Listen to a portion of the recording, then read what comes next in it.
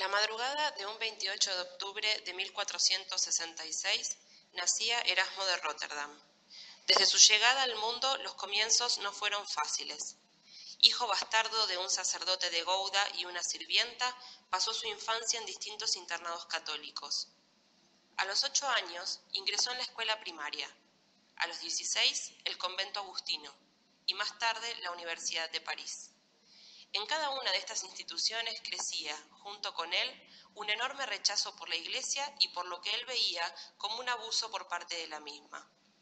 Erasmo sentía que los colegios, los conventos, la Iglesia misma generaban un bloqueo al libre pensamiento, una cárcel espiritual y mental. Probablemente esta sensación fue la que lo llevó a inclinarse por las antiguas lecturas de los griegos y los romanos, ya que éstas pertenecían a un tiempo en el que aún el catolicismo no había triunfado.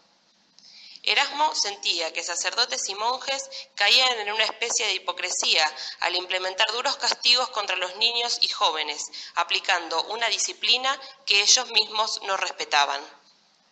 Es inevitable en este tramo hacer una comparación con nuestra actualidad.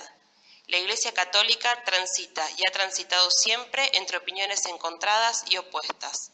Lo que veía y pensaba Erasmo en el 1500, cuando dictaba clases de teología en la Universidad de Cambridge, no dista mucho del pensamiento de muchas personas en la actualidad. Quizá aquel día en que Erasmo y John Colet tuvieron una conversación sobre cómo hacer una lectura más humanista de la Biblia, debatieron algunas de las cosas que aún hoy seguimos debatiendo. Con frecuencia se suele pensar que Erasmo era un hombre peleado con la palabra de Dios, pero nada está más alejado de la realidad.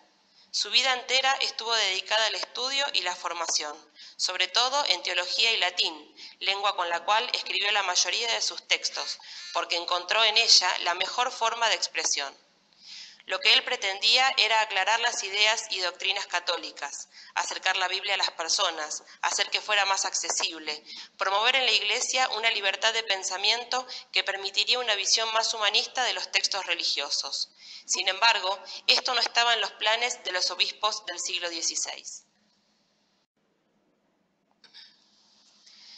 En medio del movimiento renacentista, él sentía que era su misión cambiar el estado de las cosas y poner fin a las tradiciones e ideas de la Edad Media que ya no tenían lugar en el nuevo contexto.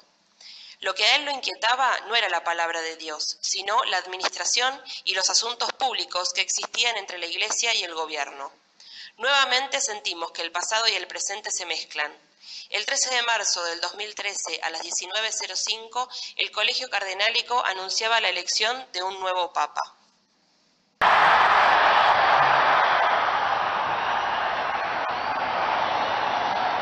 Eminentissimum ac reverendissimum Dominum Georgium Marium, Sancte Romani Ecclesiae Cardinalem Bergoglio. El cardenal Bergoglio. ¿Cómo? Qui sibi nomen imposuit Franciscum. Bergoglio y el nombre es Francisco. No, estamos sorprendidos. Nos ha dejado... El argentino Jorge Mario Bergoglio elegiría ser llamado Francisco en honor a San Francisco de Asís, cuya característica más conocida fue haber abandonado su vida de riquezas y haber pasado hasta el último de sus días bajo estricta pobreza, y animar a sus seguidores a llevar una vida austera y simple, bajo la observancia de los evangelios. Francisco fue seleccionado como papa luego de que renunciara al pontificado el antiguo papa Benedicto, en un momento en el que distintas críticas recaían sobre el Vaticano y sobre todos sus ocupantes. Benedicto era señalado por cerrar el diálogo con otras religiones, por obstaculizar el diálogo incluso entre las diferentes iglesias católicas. En 2010, organizaciones se levantaban pidiendo su renuncia, tras varios escándalos de pederastía que involucraban a distintos sacerdotes. No obstante, ese mismo año estallaba el escándalo Batileax, con lo cual, para muchos, todo lo referente a la figura papal, el Vaticano y por consecuencia la Iglesia fue puesto en tela de juicio. Quizá por eso, desde el primer discurso de Francisco, pudimos sentir que algo en el aire cambiaba. Quizá pudimos sentir el mismo aire de renovación que algún día soñó Erasmo. Su traducción de la Biblia fue fuente de inspiración para Martín Lutero, el gran reformador. Su pasión por la versión de Erasmo generó montones de traducciones que pusieron al Nuevo Testamento al alcance de todos, incluso aquellas personas que no sabían leer latín.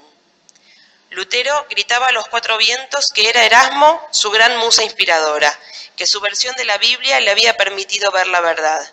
La Reforma dividió el catolicismo en dos bandos, que reclamaban a aquellos que no habían tomado partido por uno u otro que lo hicieran, y esta solicitud incluía también a Erasmo, a quien estar del lado del católico o del protestante le producía el mismo rechazo. Lo que Erasmo valoraba por sobre todas las cosas era su libertad de pensamiento, y eso no lo conseguiría con ninguno de los dos, por eso rechazó a ambos. Su explicación fue que su ataque nunca estuvo dirigido a la Iglesia, ni mucho menos hacia Dios, sino hacia sus malos representantes y malos obispos. Sin embargo, Erasmo reconocía públicamente su amistad con Lutero y solía estar más cerca de las ideas de este último. Con el tiempo, la situación se tornó cada vez más tirante. Lutero presionaba a Erasmo para hacer la cara de la Reforma, y el Papa lo presionaba para poner fin a la misma. La frase célebre que la Iglesia le dedicó fue: «Usted puso el huevo y Lutero lo empolló», a lo que Erasmo respondería: «Sí, pero yo esperaba un pollo de otra clase». Erasmo buscaba incansablemente cambiar el uso de los obispos hacían de las ideas católicas, pero no las ideas mismas. Probablemente su propósito fue más parecido al que hoy vemos en el Papa Francisco, quien abrazando la palabra de Dios, la Biblia y la Iglesia, busca cambiar la percepción y el uso de gran parte de sus ideas. Francisco, algunos dicen de usted que es un revolucionario, el revolucionario del siglo XXI. Otros dicen de usted que en realidad vuelve a las raíces. ¿Quién es usted realmente, en su opinión?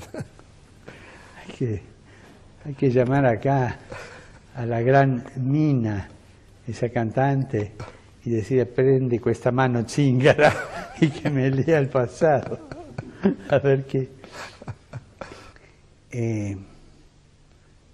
Para mí una gran revolución es ir a las raíces, reconocerlas y decir lo que esas raíces tienen que decir el día de hoy.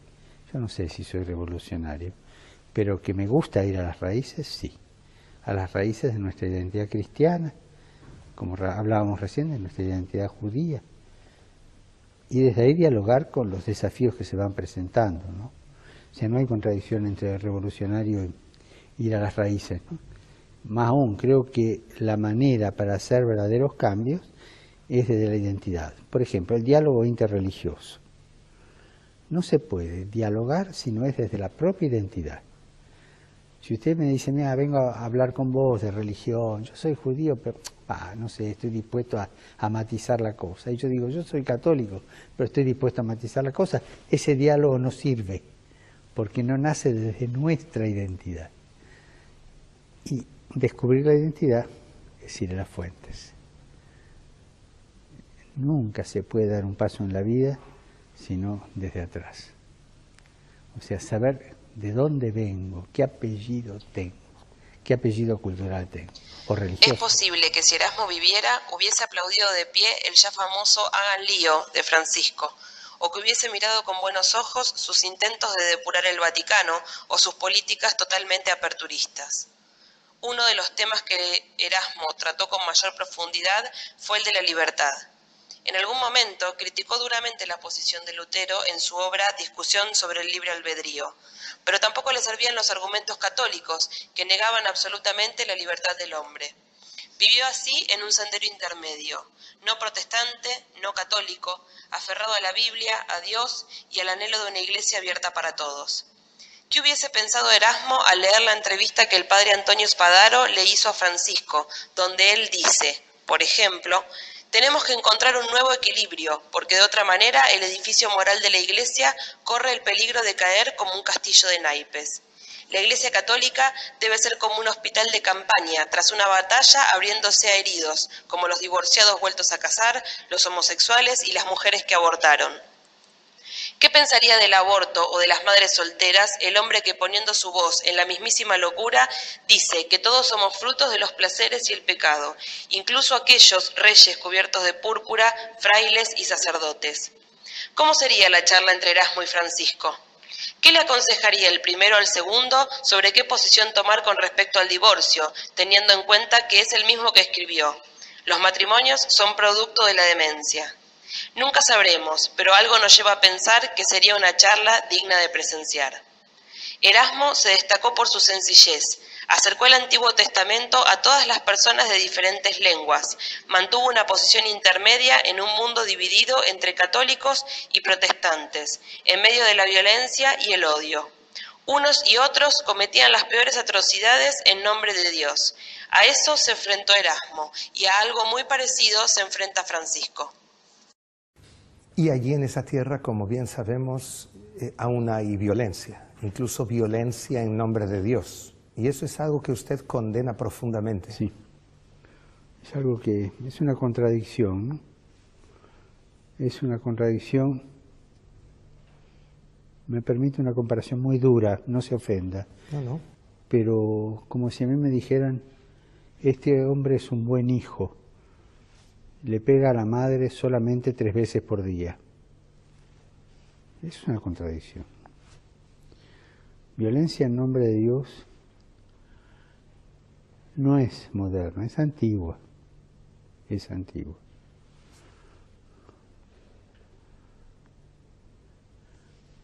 Con reconocimiento histórico, los cristianos a veces la hemos practicado.